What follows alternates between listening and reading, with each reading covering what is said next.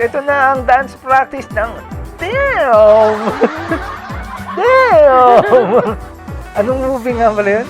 Rush Hour ba yun? Grabe. Naging ang tindi-tinding himno, no? Okay. Lahat ginagamit na yun. Kakapanood lang kasi namin nung nung Damn MV. So, ito naman yung dance practice. At dahil copyrighted Chorba Chenes to, lagyan natin ang mahiwagang pangharang. Tininin. Ayan. Grabe, dati hindi natin kailangan gawin yung mga ganyan, ano? Oh, kasi nga. Ngayon, wala. Let's go!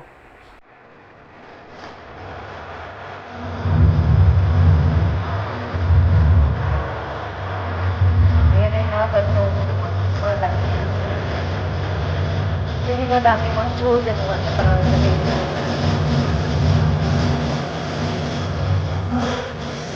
parang sila ano, naglagay sila ng parang, ay, parang sila kurtina, binabalang nila ganito lang.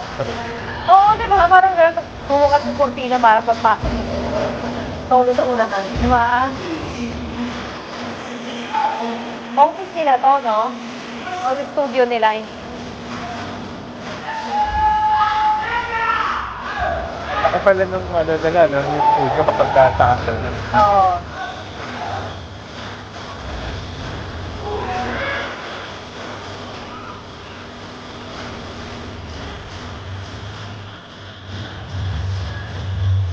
Si Michael Jackson pa din dito.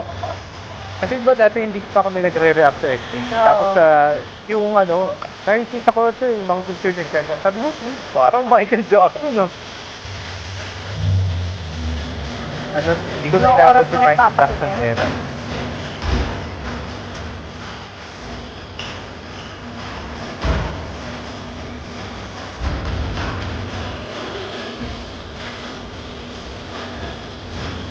Yung ano, no, yung choreography ng ganito, ano siya, parang, tayo ng choreography na ano, na sapat na makakakanta ka, sapat na makakasayaw ka mag-sabay.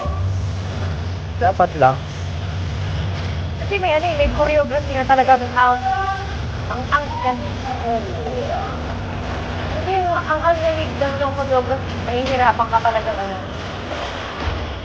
Ito nga kasi pag nagko-choreography sila ng may kasamang kanta, hindi sumasayaw masyado yung lead vocal. Which is napaka-importante kapag kakanta ng live.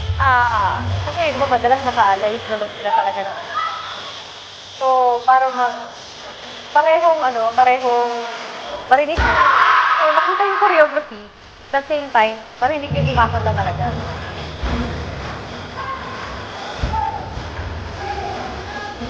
Oh, dito iba yung dalawa ni Pato. Ito yung hirap na gano'n.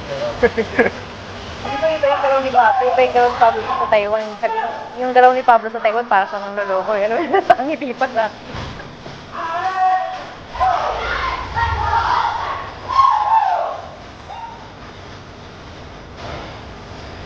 At saka yun, yung pagiging heavy nung main song.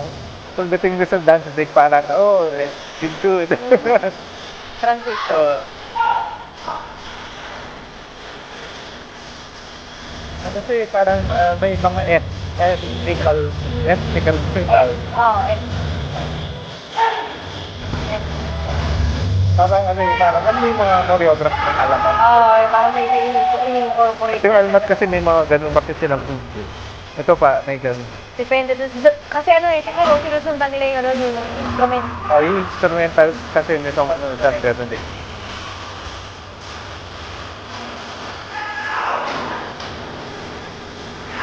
Ang galing na nun na yung ethnical sound, pwede mong i-combine sa heavy music. Kahit na, Na-combine nila. baka, kasi depende sa arrangement. Yung yung traditional lang ng traditional lang, pwede nyo saka, gano'n. Oo. Ito, itong dam ganito eh. Tapos Damn! Yun ang masasabi ko sa choreography to. Damn! Di ba? Ang lupit. beer, Ayan. Para dun sa mga makakapanood nito sa outside world, yung full unedited version na dun sa members only kasi alam niyo naman ang YouTube, it's for the copyright. Ayan. So hanggang dito po. Don't forget to like, share, and subscribe. Bye-bye!